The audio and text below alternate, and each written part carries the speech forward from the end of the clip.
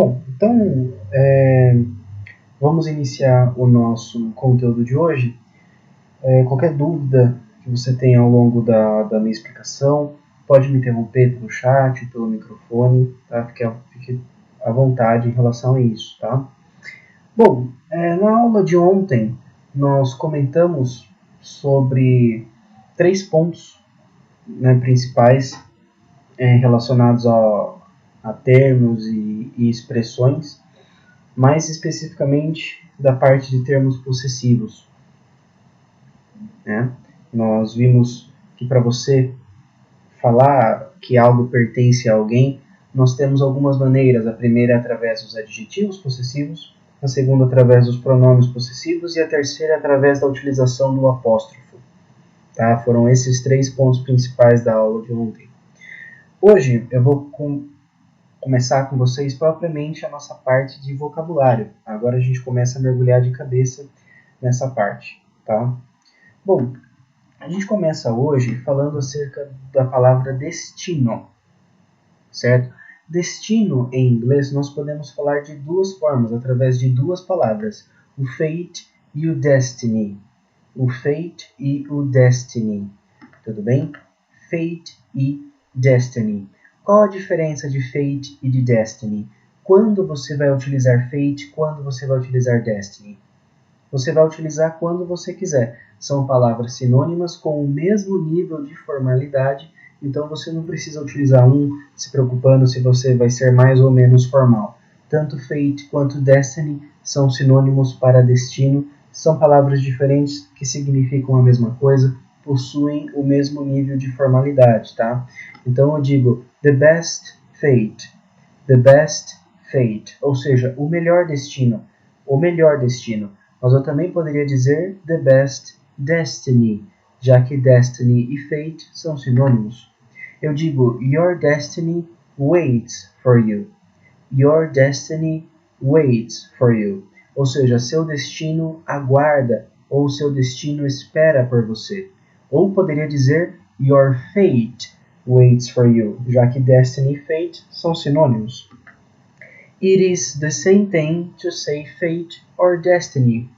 It is the same thing to say fate or destiny. Ou seja, é a mesma coisa dizer destino ou destino, certo? Fate e destiny são sinônimos. Their fate is not nice. Their fate is not nice. Ou their destiny is not nice. Their destiny is not nice. Ou seja, o destino deles não é bom. No caso, a guerra na Ucrânia, o destino deles não é bom. Atualmente, a gente não vislumbra um destino melhor para os ucranianos, infelizmente. Então, o destino deles não é legal. Their destiny is not nice ou their fate is not nice. Tá? What is our fate? What is our fate? Ou seja, qual é o nosso destino? What is our fate? Também poderia dizer what is our destiny? Poderia, já que fate e destiny são sinônimos. Certo? Bom, você pode ver que eu coloquei what is our fate, ou seja, qual é o nosso destino, e o qual é a tradução de what. Mas nós podemos perguntar qual com what ou com o which. Tanto which quanto what significam qual em inglês. Mas quando você vai utilizar what e quando você vai utilizar o which? O which você vai utilizar como qual quando você está falando dentro de opções específicas. Então, por exemplo, eu falo para você, qual gênero musical você mais gosta? Qual gênero musical você mais gosta? Eu estou falando dentro de opções específicas para você? Eu estou falando qual gênero musical você mais gosta? Jazz, rock ou pop? Eu não estou falando isso. Eu estou perguntando de uma forma genérica, ou seja, qual é o seu gênero musical favorito? Você tem uma livre escolha. Você não precisa escolher entre X, Y ou Z. Você está livre para isso. Quando eu não especifico quais são as opções, eu utilizo o what. Agora, se eu falasse para você, qual é o seu gênero musical favorito? Rock, pop ou jazz? Agora você tem que escolher entre uma dessas três opções. São opções específicas. Ou seja, jazz, rock ou pop. Como eu estou falando para você opções específicas na qual você tem que escolher, você vai utilizar o which e não o what, tudo bem? Quando eu digo para você, what is our destiny? What is our destiny? Ou what is our fate? Né? Qual é o nosso destino? Por que eu utilizo what e não o which? Por quê? Eu estou perguntando qual é o nosso destino, mas é uma resposta aberta.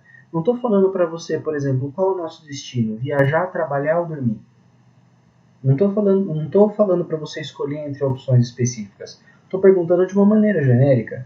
Então eu utilizo o what. Agora, se eu falo para você, qual é o nosso destino? Olha a tradução aqui, ó. Qual é o nosso destino? Viajar, trabalhar ou dormir? Trabalhar, dormir ou viajar? Né? A gente vai viajar, ou a gente vai trabalhar, ou a gente vai dormir. Agora você tem que escolher entre essas três opções. Então, já que você tem que escolher entre opções específicas, esse qual não vai ser o what, e sim o which. Então, qual é o nosso destino? Which is our fate ou which is our destiny? To travel, ou seja, viajar, work, trabalhar, or sleep. To travel, work, or sleep. Tá? Então, sempre a gente utiliza o what para perguntar qual, quando não dou opções para você escolher. E o which também com o sentido de qual, mas quando eu dou opções para vocês escolherem. Tudo bem? Mais opções ainda com mais exemplos para vocês ainda em relação ao what e ao which. Quando eu falo para vocês, qual é o nosso país? Eu estou mostrando para vocês o mapa mundi agora. Tem todos os países do mundo. Eu falo, qual é o nosso país? Eu estou falando para você dizer qual é o nosso país entre Argentina, Brasil e Colômbia? Não, eu estou mostrando o mapa mundi inteiro e falando qual é o nosso país. Já que eu não estou especificando para você falar, ó, esse país, o nosso país é esse ou esse, como eu não estou especificando, esse qual vai ser o which ou vai ser o what? Vai ser o what. Então, qual é o nosso país? What is our country? E não which is our country. Agora, quando eu falo para você, qual é o nosso presidente? Qual é o nosso presidente? O Biden, o Lula ou o Alberto Fernandes? Agora você tem que escolher entre essas três opções. Qual? Ou seja, which. Já que você tem que escolher entre opções específicas, esse qual vai ser which. Which is our president? Biden, Lula or Fernandes? Certo? Então, essa primeira parte aqui do nosso conteúdo, por favor, tá com alguma dúvida? Quer que eu explique algo novamente? Como que tá? Pra mim tá tranquilo por enquanto.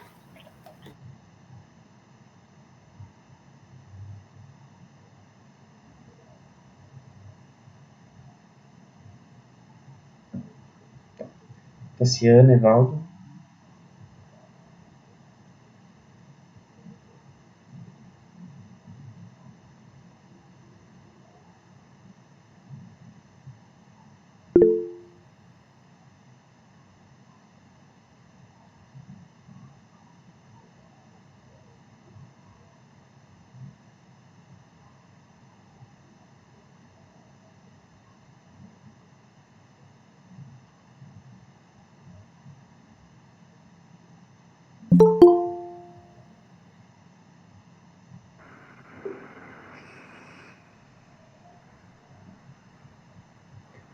Bom, continuando aqui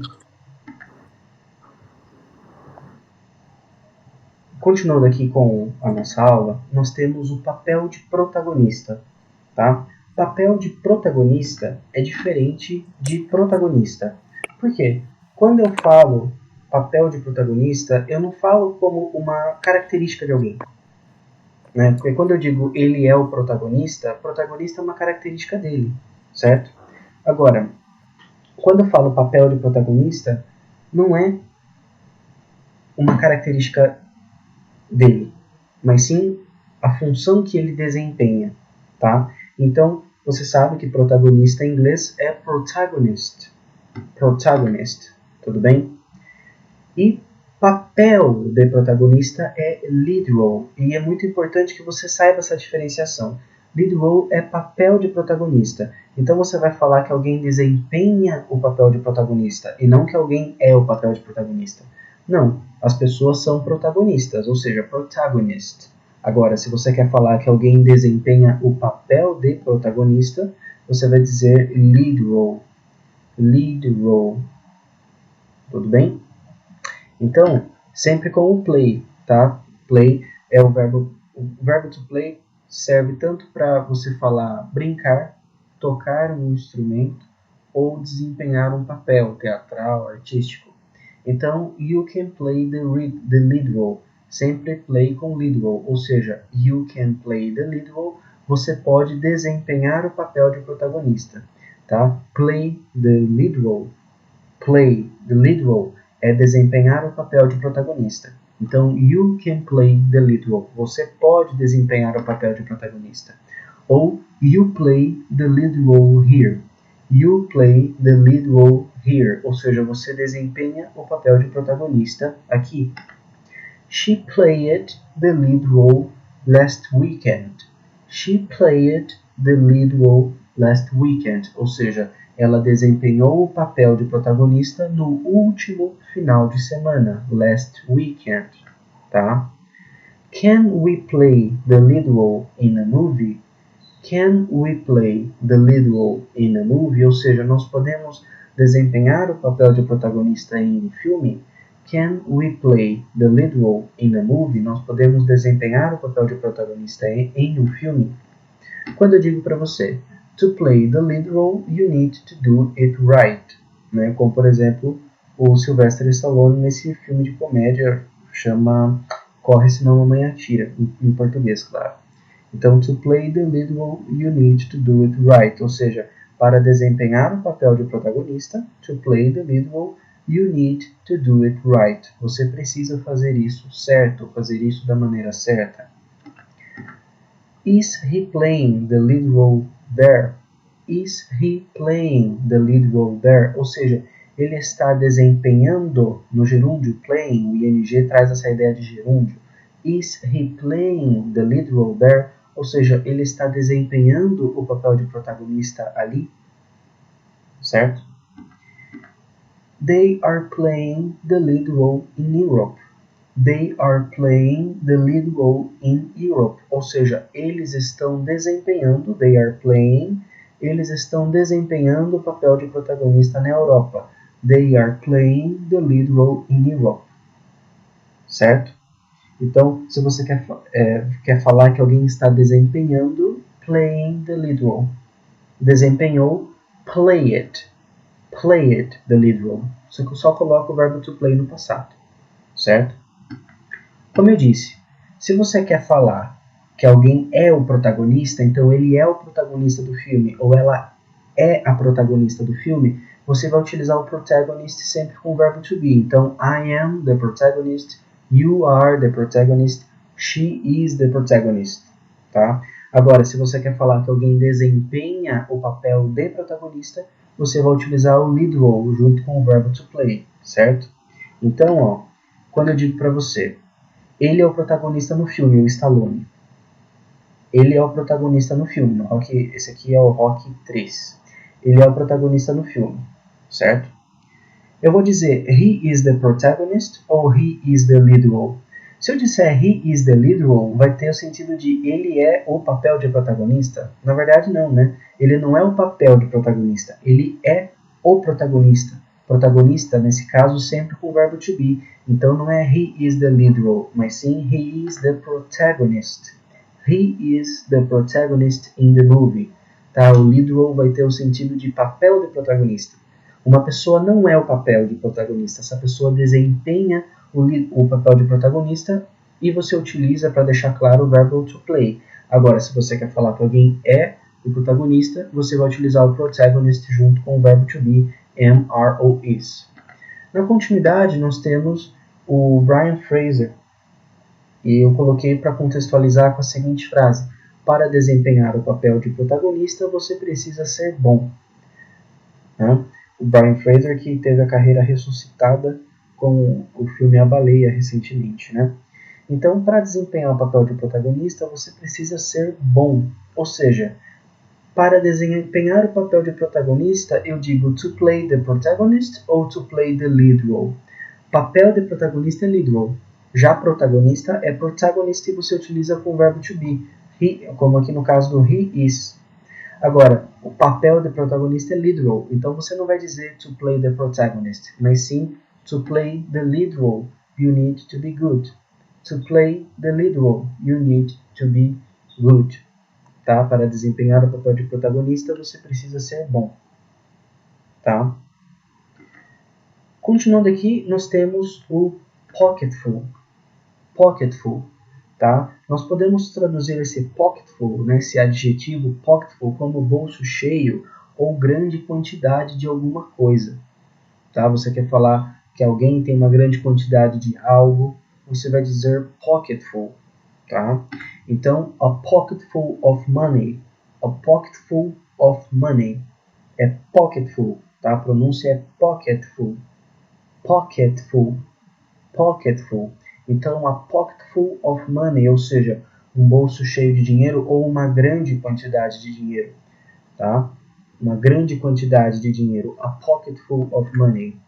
Ou that shirt has a pocketful, ou seja, aquela camisa tem um bolso cheio, certo? Por quê? Aqui nesse caso pocketful tem o sentido de bolso cheio.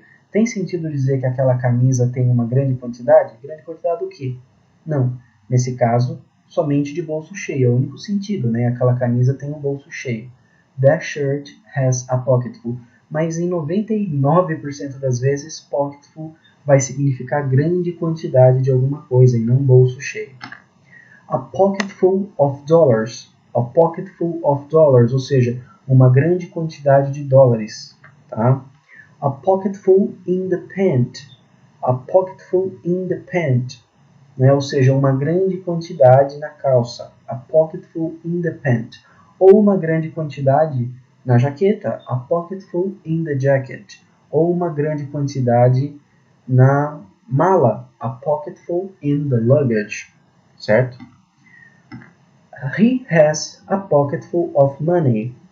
He has a pocketful of money, ou seja, ele tem uma grande quantidade de dinheiro. A pocketful of money. Assim como quando eu digo we have not a pocketful of money ou we don't have a pocketful of dollars. Tá? Ou seja, nós não temos uma grande quantidade de dólares. Tá?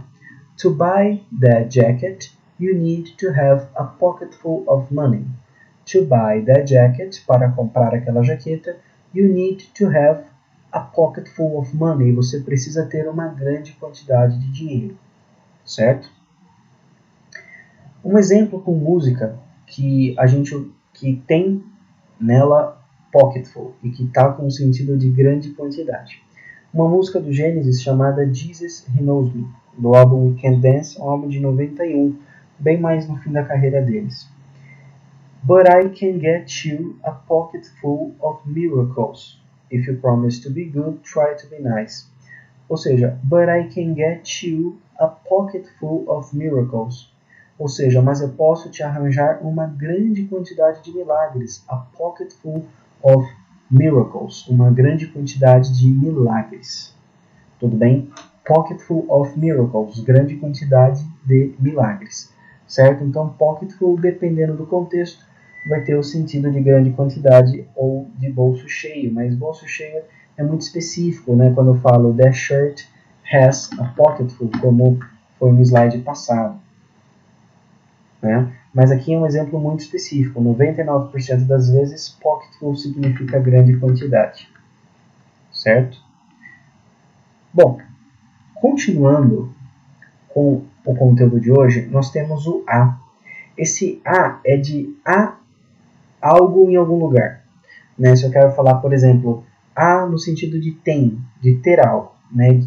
Por exemplo, há um cachorro na cozinha, ou há uma gata na lavanderia, ou há 2 homens no prédio, há um cachorro no quarto. Ou seja, há um cachorro ou tem um cachorro no quarto, há um grupo de homens no prédio ou tem um grupo de homens no prédio.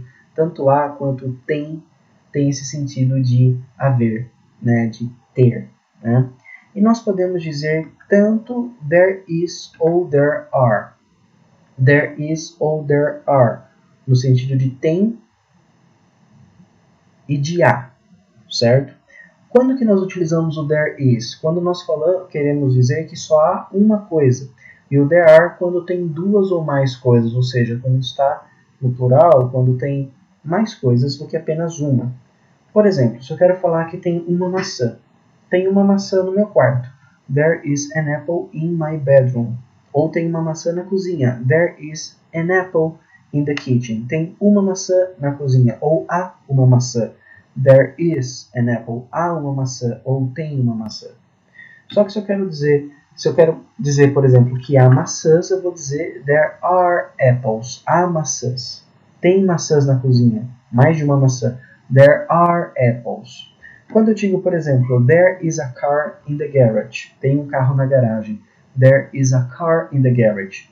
Se eu quero dizer que há carros ou tem carros, mais de um, eu digo there are cars in the garage. There are cars in the garage. Se eu quero dizer there are an apple and a car, ou seja, há uma maçã e um carro. Então tem uma maçã e um carro na casa. There are an apple and a car in the house. There are an apple and a car in the house. Tem uma maçã e um carro na casa. There are a man and a woman. There are a man and a woman, ou seja, há um homem e uma mulher. Tem um homem e uma mulher. Tá? Tem um homem e uma mulher na casa. There are a man and a woman in the house. Certo? Se eu quero dizer, por exemplo, que há uma bandeira ou tem uma bandeira. No singular, só um, eu digo there is. Então, há uma bandeira. There is a flag. Tem uma bandeira na minha casa. There is a flag in my house. Mas se eu quero dizer que tem não só uma bandeira como a bandeira do Brasil, mas também tem a bandeira da Argentina, eu não vou falar there is a flag. Eu vou falar there are 2 flags. Tem 2 bandeiras. Tem 2 bandeiras na minha casa. There are 2 flags. Tem 2 bandeiras na minha casa. There are 2 flags in my house. Certo? Quando eu quero dizer, por exemplo, há um conselho ou tem um conselho, eu digo there is an advice. Tem um conselho, há um conselho. There is an advice. Se eu quero falar que há conselhos ou tem conselhos, no plural, eu digo there are advices. There are advices. Mais exemplos com there is e com there are. Nós temos aqui, lembrando que there is é só há um ou só tem um, e there are há um ou há mais de um ou tem mais de um. Quando eu digo há um homem, eu vou dizer there is a man ou there are a man. Como só tem um, eu vou utilizar there is. Então tem ou há um homem na minha casa. There is a man in my house. Ou tem um homem na garagem. There is a man in the garage. Certo? Agora, nós temos aqui uma mulher e um homem. Então eu vou dizer there is a man and a woman. Não, porque não tem só um, tem 2. Então esse there is vira there are. There are a man and a woman. There are a man and a woman. Ou seja, há um homem e uma mulher. There are a man and a woman. Tá? Ainda mais exemplos. Se eu quero dizer aqui, presidente do Brasil, presidente Lula, eu vou dizer que há somente um presidente na foto, como there are a president ou there is a president. There is. Só tem um presidente, certo? Nessa foto. Tem somente um presidente ou há somente um presidente. There is just a president in the photo. There is just a president in the photo. Tem ou há somente um presidente na foto. Tá? Agora, se eu quero dizer nessa imagem, tem um presidente só? Não, tem 2 presidentes. Então eu vou dizer there are two presidents in the photo. There are two presidents in the photo. Ou seja, há dois presidentes ou tem dois presidentes na foto. Tudo bem? Pessoal, por favor, em relação ao there are e there is, como que tá? Precisam de mais exemplos, mais explicações? Em relação aos termos passados também que a gente acabou de ver, como que tá? Tá tranquilo, tá bem tranquilo por enquanto pra mim, né? Certo.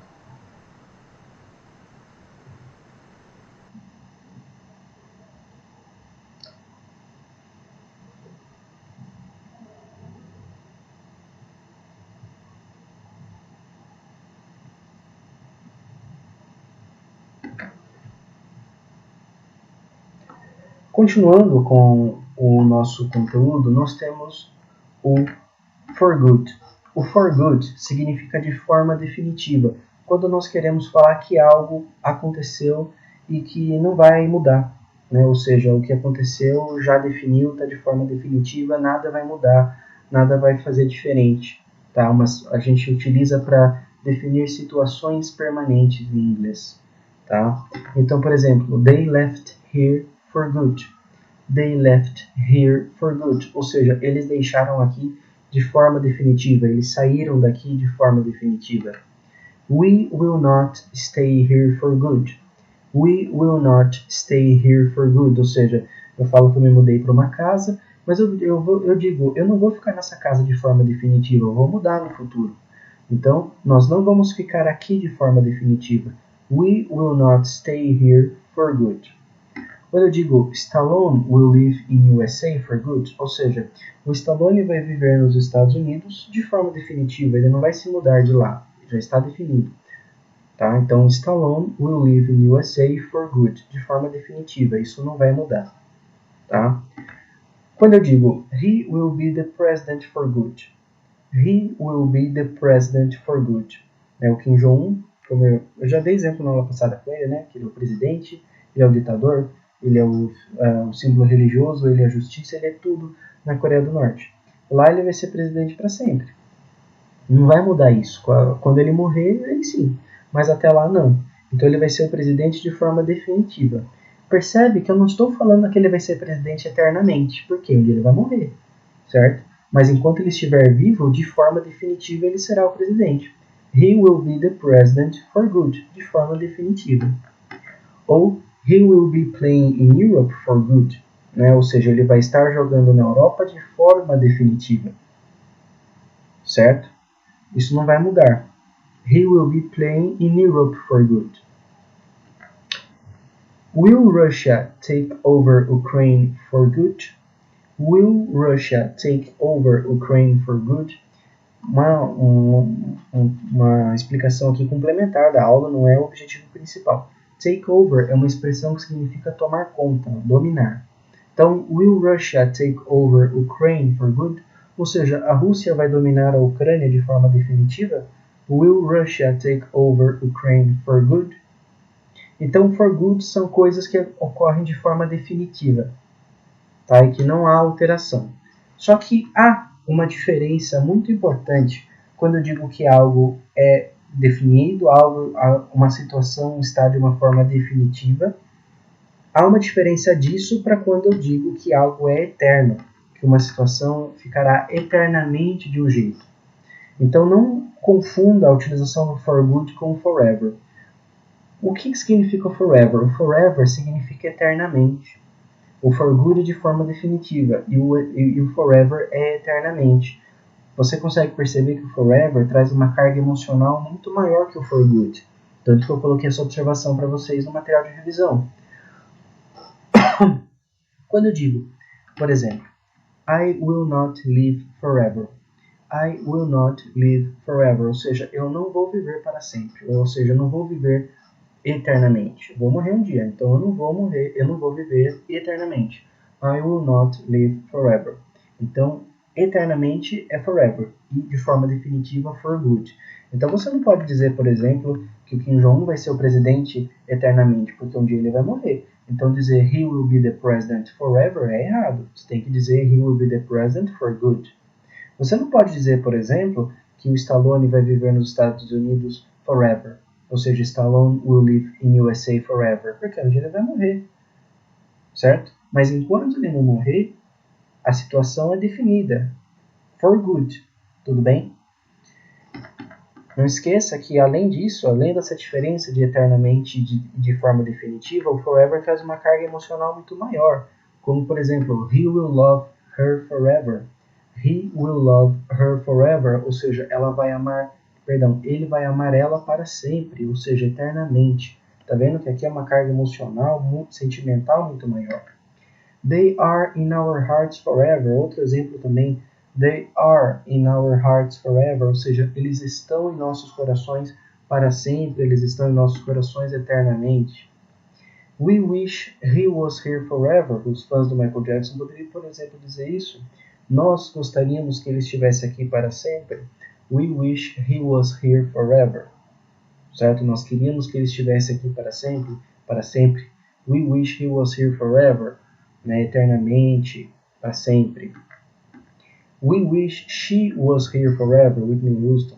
Nós queríamos que ela estivesse aqui para sempre, eternamente. We wish she was here forever. Ou até mesmo, I wish they were here forever. Né, o Lynyrd Skynyrd, de uma banda que existe até hoje, mas a formação original praticamente toda morreu no acidente aéreo. Então eu gostaria que eles estivessem aqui para sempre, por exemplo, ou eternamente. I wish they were here forever, certo? Então você pode ver que o for good ele traz uma carga emocional bem maior, o forever, perdão, traz uma carga emocional muito maior do que for good. For good é algo de forma definitiva, uma situação de forma definitiva, e o forever é algo eterno, para todo sempre, algo muito mais sentimental, tá? Na sequência, nós temos o hereafter. A palavra hereafter nós podemos traduzir tanto como daqui em diante, quanto no futuro. Como assim? O hereafter podemos traduzir como no futuro ou daqui em diante? Simples. Quando hereafter for empregado com in the, então vai ter o sentido de no futuro. Quando não tiver empregado com in the, vai ter o sentido de daqui em diante. Tá, então você está com dúvida se hereafter está com sentido naquele contexto de daqui em diante ou no futuro, veja se está acompanhado de in the. Se está acompanhado de in the, é porque significa no futuro. Se está sem, é porque significa daqui em diante. Quer ver como é fácil? It will be this way hereafter. It will be this way hereafter. Hereafter está acompanhado de in the? Não. Então vai ter o sentido de daqui em diante. It will be this way hereafter. Isso vai ser desse jeito daqui em diante. Ou you do not need to believe in the hereafter. You do not need to believe in the hereafter. Opa, hereafter está acompanhado de in the. Então vai ter o sentido de no futuro. Então você não precisa acreditar, you don't need to believe in the hereafter. Ou seja, você não precisa acreditar no futuro. Hereafter we will study more. Hereafter we will study more. Hereafter está acompanhado de in the? Não, então tem o sentido de daqui em diante. Hereafter we will study more. Daqui em diante nós vamos estudar mais. Tá? Hereafter we will eat more fruits. Hereafter we will eat more fruits. Ou seja, daqui em diante nós vamos comer mais frutas. Se tivesse acompanhado de in the, teria o sentido de no futuro. Tá? Como nesse exemplo aqui. We will never trust, even in the hereafter, that milk is like water. We will never trust, even in the hereafter, that milk is like water. Ou seja, nós não vamos acreditar, nós não vamos crer. We will never trust, even in the hereafter, até mesmo no futuro, even in the hereafter, que the milk is like water, ou seja, que leite é igual a água, certo? In the hereafter, USA will stay better than Venezuela. In the hereafter, USA will stay better than Venezuela, ou seja, in the hereafter, ou seja, no futuro, os Estados Unidos vai permanecer melhor que a Venezuela. Will stay better than Venezuela. Certo? Pessoal, tem aqui alguma dúvida? Querem que eu explique algo novamente? Volte na matéria para explicar alguma coisa? Como que tá?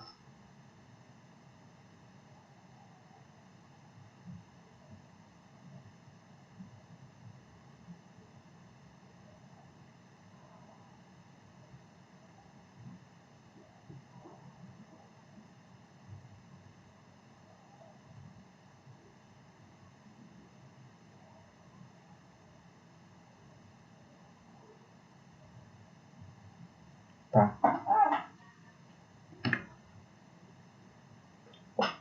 Continuando aqui.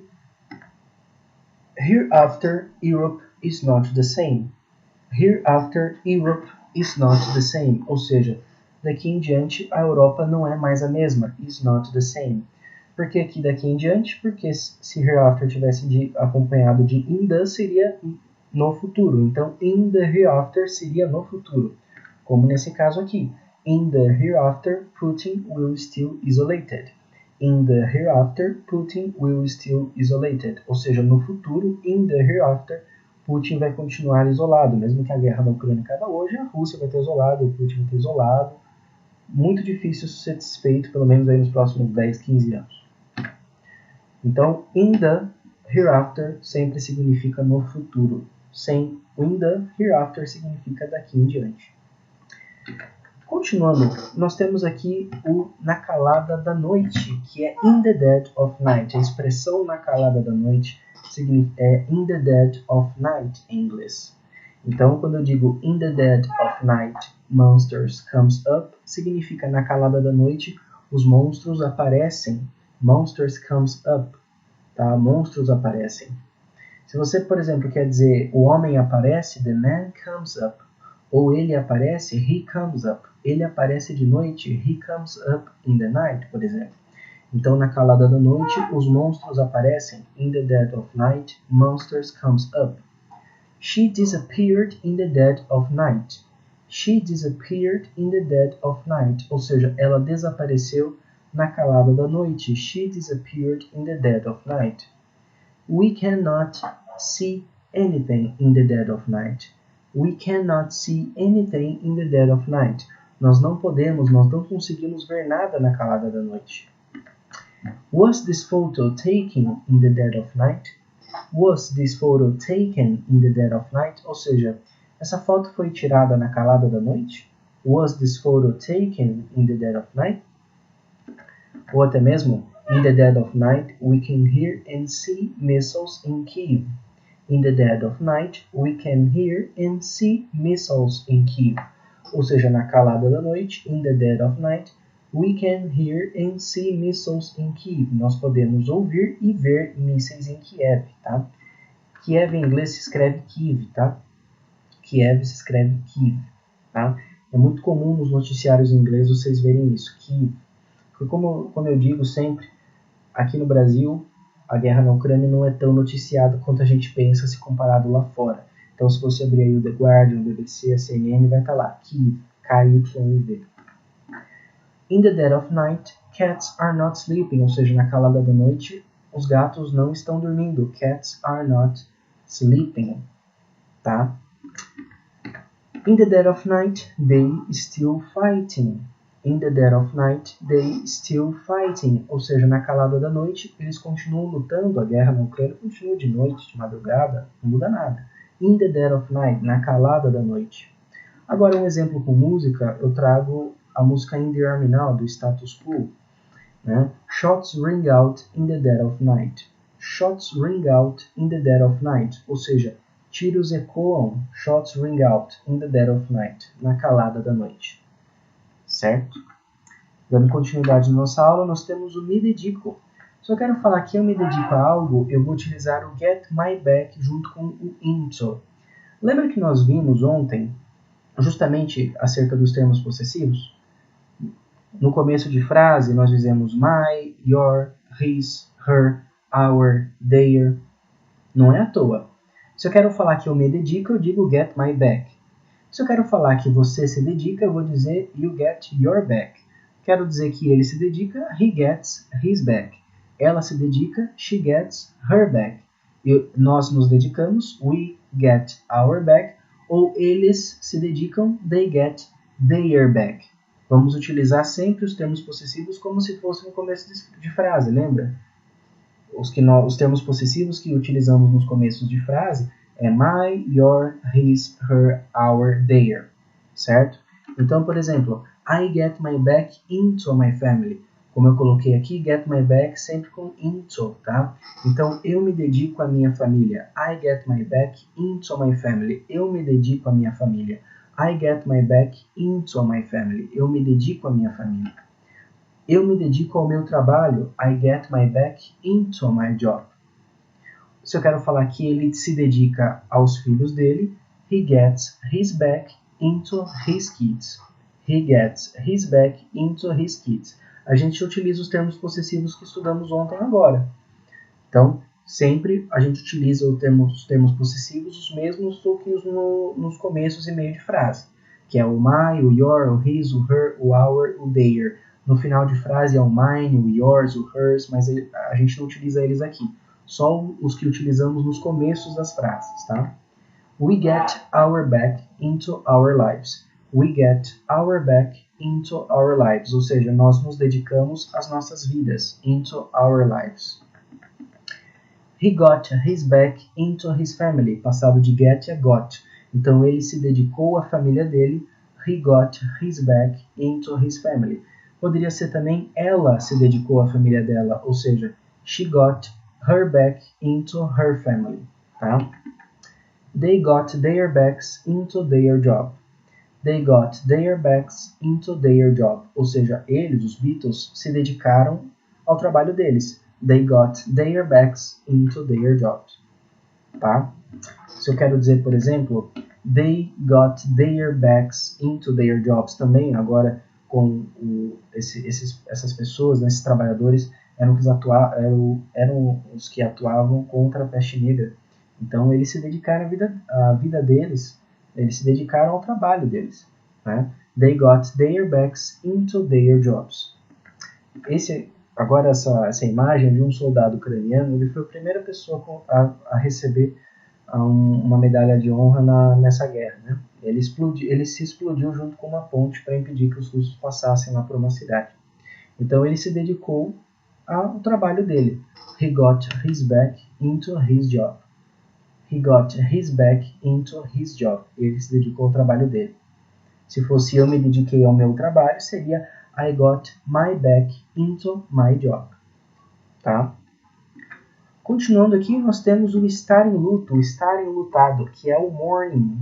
Não é morning de manhã, é morning, com M-O-U. Tá? E sempre que a gente quer falar que alguém está em luto, alguém está enlutado, alguém está de luto, nós utilizamos sempre com o in. Tá? Então, no caso, they are in mourning. They are in mourning, ou seja, eles estão em luto ou eles estão enlutados. São duas formas possíveis de traduzir. We were in mourning, ou seja, nós estávamos ou nós estivemos em luto, nós estivemos de luto. We were in mourning. Tá? She was in mourning. She was in mourning, ou seja, ela estava enlutada ou ela estava de luto. São duas traduções possíveis. Are you in mourning? Ou seja, você está de luto? Brazil was in mourning. No caso, essa foto do funeral do Senna, na época o Brasil estava de luto. Brazil was in mourning. Brasil estava enlutado ou Brasil estava de luto. They were in mourning. Eles estiveram de luto. Eles estavam enlutados. Duas traduções possíveis. They were in mourning. His fans still in mourning. His fans still in mourning, ou seja, os fãs dele continuam de luto ou continuam enlutados. Still in mourning. Tá? Argentina was in mourning when Maradona passed away. Argentina was in mourning when Maradona passed away. Ou seja, a Argentina ficou enlutada quando Maradona faleceu. Argentina was in mourning. A Argentina ficou enlutada ou a Argentina estava de luto. São duas traduções possíveis, tá? Were you in mourning when he passed away? Were you in mourning when he passed away? Ou seja, você ficou de luto quando ele faleceu? Were you in mourning when he passed away? Certo? In mourning, estar de luto ou estar enlutado. São duas traduções possíveis. certo? E com isso nós fechamos o nosso conteúdo de hoje. Fate, Destiny, sinônimos destino. There is, there are, que é tem, existe, há. There is, singular, there are, há, tem mais uma coisa. Pocketful, grande quantidade. Hereafter com in the hereafter no futuro. Hereafter sem in the é daqui em diante. For good de forma definitiva. Forever, eternamente. Dead of night, calada da noite. A diferença entre which e what. Tanto which quanto what significa qual, mas o what é um qual sem você precisar escolher entre opções específicas, e o which quando você precisa escolher dentro de opções específicas. O mourning, que é luto, né? Então in mourning, enlutado, estar de luto, e o get my back, que é me dedicar, ou get his back, que é ele se dedicar. Né? Então get my back, get his back, get their back, get our back, sempre respeitando o sujeito com seu respectivo termo possessivo. Certo, pessoal? Então esse foi o conteúdo que eu queria passar para vocês hoje. Queria saber se foi tudo bem, se vocês querem que eu explique alguma coisa, como que tá?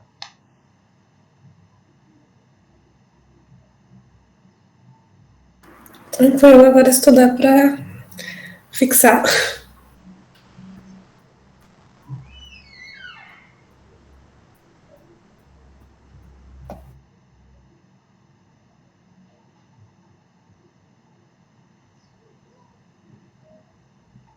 Tá jóia. Como eu sempre falo, a gente vê bastante coisa, chega no final da aula meio que dá uma travada quando você vê esse slide. Por isso que é importante a realização dos exercícios, fazer a revisão da aula, tá? E o importante é você acompanhar a minha linha de raciocínio. Se você acompanha, já tá ótimo, tá?